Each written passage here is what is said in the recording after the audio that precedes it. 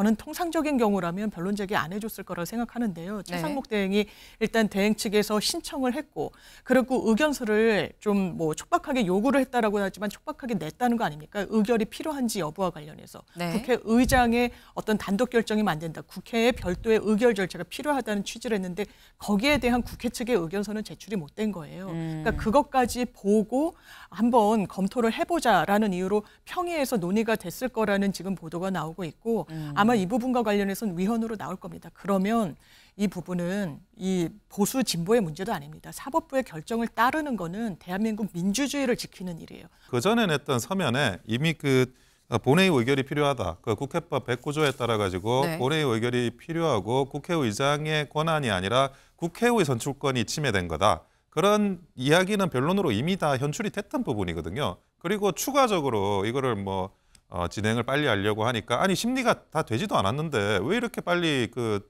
진행을 하려고 하냐. 그래서 변론 재개 요청이 들어간 거지. 갑자기 그전엔 쟁점이 아닌 걸 변론 재개 요청을 통해서 쟁점을 만든 건 아닙니다. 마은영 미임명 선고 2시간 앞두고 돌연 연기입니다.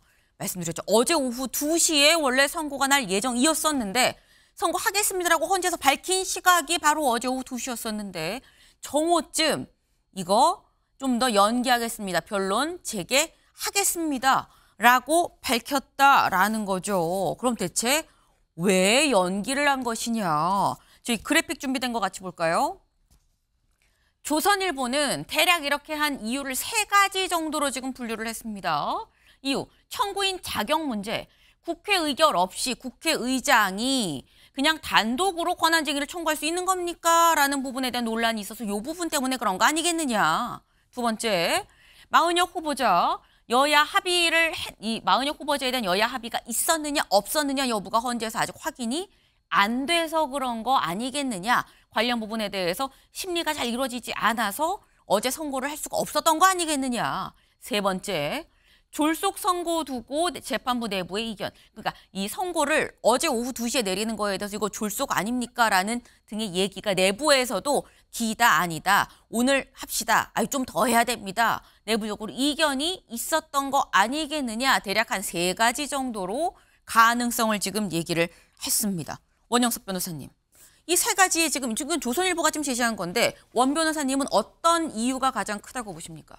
저는 그 청구인 자격 문제. 청구인 자격 문제. 청구인 자격 문제가 저게 굉장히 그 처음부터 문제가 되고 있었던 거거든요. 그리고 청구인 적격은 직권조사 사항이기 때문에 재판부가 그 변론이 없더라도 조사를 해서 만약에 그 청구 적격이 문제가 있다 그러면 각하 처리를 해야 됩니다. 근데 22일 날 그 변론을 하고 너무 빨리 잡는 거예요. 그러니까 이렇게 빨리 잡는다는 거에 대해서 졸속 재판이라고 사람들이 굉장히 비판을 많이 했는데 결국에는 연기가 돼버렸어요.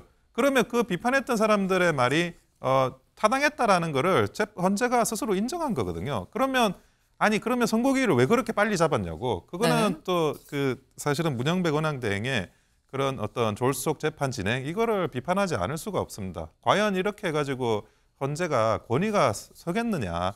졸속의 헌법재판소의 재판 진행이라고 볼 수밖에 없습니다. 네. 지금 원 변호사님 말씀은 졸속 진행에 대한 부분도 문제가 있고 하지만 제일 큰 문제 부분은 아마도 국회의장이 별다른 추가적인 의결 없이 이걸 권한쟁의 청구를 할 수 있는 거냐, 자격이 되는 거냐 여부가 가장 큰 문제로 논의가 됐었던 거 아니겠느냐라고 말씀하셨거든요. 장 변호사님 어떻게 보십니까? 그러니까 헌재가 변론을 재개한 건 지금 헌재 안팎에서 어떤 이야기가 미리 어떤 결론이 나올지도 유동적인 상황에서 이야기들이 나왔습니까? 국민의힘의 권성동 원내대표는 안 따라도 된다라고 이야기를 했습니다. 이거는 헌법재판소 법에도 맞지 않고요. 기본적으로 사법부는 최종적으로 사회적 분쟁의 마침표를 찍어주는 기관인 겁니다. 헌법재판소법 67조 1항을 보더라도 권한쟁의 심판의 결과는 당연하지만 이 당사자 국가기관과 지자체를 기속한다라고 돼 있어요. 그런데 안 따른다. 최상목 대행 측에서 뭐라고 얘기합니까? 결론이 만약에 임명하지 않은 게 위헌으로 나오더라도 우리는 추가 검토하겠다. 아니요. 사법 절차는 추가 검토하는 거 아닙니다. 그대로 순응하는 거예요. 근데 보수정당에서 그러고 있죠. 그러면서 결과가 나오기도 전부터 이거는 제대로 진행을 했네 안 했네 졸속이네라고 이야기를 하는 겁니다.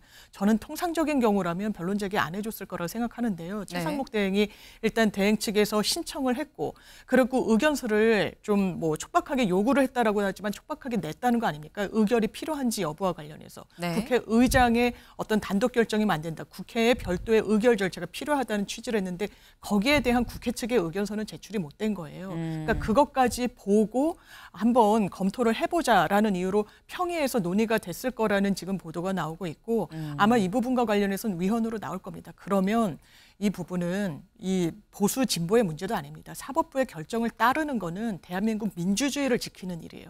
반드시 따라야 되는 사안입니다. 네. 지금 장 변호사님 말씀은 사실상 여기에 대해서 이 헌재가 꼭 다시 변론을 재개해달라는 요청을 들어줄 필요는 없지만 여당에서도 강하게 뭐 결론이 나도 인용이 된다고 해도 헌재 얘기를 들을 필요가 없다는 취지의 뭐 어떤 강한 반발이 있고 그리고 더불어서 최상목 권한대행이 재개해달라는 신청을 넣기도 했고 그런 걸 모든 걸 좀 감안을 해서 한숨 숨 좀 돌리고 가는 차원에서 변론을 제기한 거 아니겠느냐라는 취지의 말씀을 하셨습니다. 말씀 중에 나온 게 최상목 권한대행도 변론 좀 더 합시다. 변론 재개해 주세요라는 신청을 넣었다라고 얘기를 했죠. 언제 넣었느냐.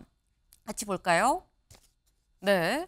최상목 권한대행 지난달 31일에 변론 다시 재개해 주세요. 좀 더 논의해야 됩니다. 라고 변론 재개 요청을 했습니다. 그리고 더불어서 추가 의견서를 제출을 했습니다. 네. 그러니까 지금 이게 여야 합의가 있었는지 부분이 좀 명확해야 되는 겁니다. 라는 취지의 지금 얘기를 이 추가 의견서로 넣었다라는 거죠. 근데 이런 부분이 원 변호사님 사실상 어떻게 보면 최상목 권한대행 변론 재개 신청이 있었고 그리고 추가 의견서를 제출한 뒤에 헌재가 이걸 받아들여줬다고 한다면 아까 또 장 변호사님은 아니 이건 사실은 결론이 날 거예요 라고 이거 위헌이라고 결론 날 거예요. 마 후보자 이거 임명해야 된다고 날 겁니다라고 말씀하셨는데 또 이걸로 보면은 그러면은 받아들여질 여지가 좀 있는 거 아니야? 신청하고 난 다음에 재개가 됐으니까라고 생각할 수도 있거든요.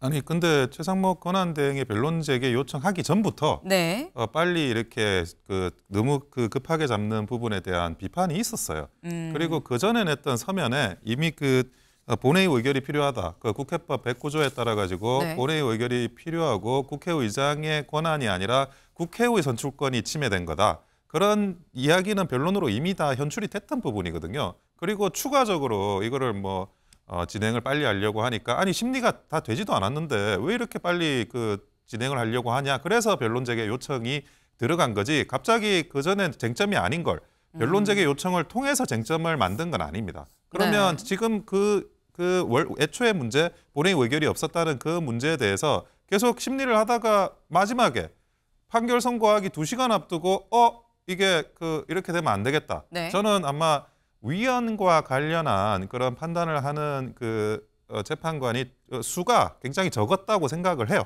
만약에 이분들이 위헌이라고 쉽게 정족수를 채웠다고 하면 저는 기존에 헌법재판소가 해왔던 행태를 보면 판결 선고했을 거라고 보거든요. 근데 지금 이 문제에 대해서 다시 다투고 확인해야 되겠다. 그리고 지금 국회에 의견을 내라고 이야기를 했잖아요. 네. 그러면 지금 현재 의견을 받아가지고 그걸 추가적으로 심리를 하는 건데 이거는 글쎄요. 제가 볼 때는 당연히 위헌이라고 나올 문제는 아닌 것 같습니다.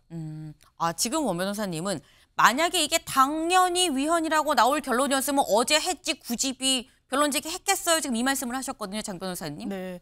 그런데 기본적으로 법리를 따져봐야 되는 거 아니겠습니까? 권한쟁의 심판과 관련해서 우원식 국회의장이 개인 자격으로 제기한 거 아닙니다. 권한쟁의 심판은 국가기관 간의 어떤 이 권한에 대한 다툼이 있을 때 헌재가 가름할 타주는 절차거든요. 네. 국회의장은 국회법에 의할 때 국회의 대표입니다. 하나의 헌법기관이에요. 그런데 마은혁 재판관에 대해서는 합의가 되지 않았다는 이유로 3명이 동일하게 청문회와 국회 본회의 통과라는 절차를 거쳤는데 아무런 법적 근거 없이 2명은 합의됐다. 1명은 안 됐다라는 임의적인 잣대로 임명을 하지 않은 겁니다.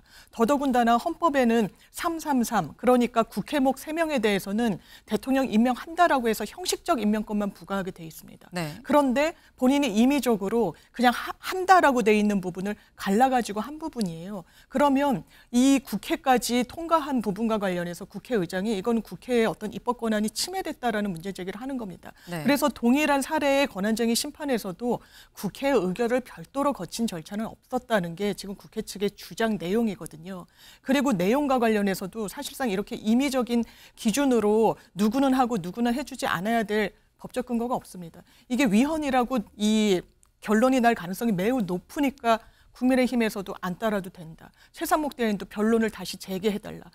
말씀대로 예전부터 있었던 쟁점이면 의견 개진을 진작에 했으면 되는 거 아닙니까? 그래서 이거는 연기 전략에 어쨌든 이게 불복의 밑자락을 깔고 있으니까 헌재가 그렇다면 나중에 결론이 나오더라도 이 일을 할 수 있는 그 근거를 하나씩 제거하기 위해서 여기까지 왔다라고 생각됩니다. 지금 또 장 변호사님께서는 이게 그러니까 헌재에서 판단할 때 이른바 이 재판관의 어떤 위헌이다 아니다 이게 쪽수 문제가 밀리니까 그런 거다라는 이 주장이 그게 아니다. 그게 아니고 하도 강하게 반발을 하니까 나중에 다른 얘기를 할 여지를 아예 제하는 거다. 선고가 나오기 전에 그런 절차 과정이다라는 말씀을 하셨어요. 사실 어제 헌법재판소 쪽에서 뭐라고 얘기를 했느냐. 오늘 오후 2시에 선고 안 날 수도 있어요. 라고 얘기를 하면서 이렇게 얘기를 했습니다. 네. 권한쟁의 심판 오늘 연기됩니까? 그럴 가능성도 있어요. 라고 얘기를 하면서 최상목 권한대행이 만약에 마은혁 이 후보자에 대한 임명에 관해서 헌재의 결정에 따르지 않는다고 하면 헌법과 법률을 위반하는 겁니다. 결정의 강제적 집행력은 없다. 근데 따르지 않아도 된다는 취지는 또 아니다.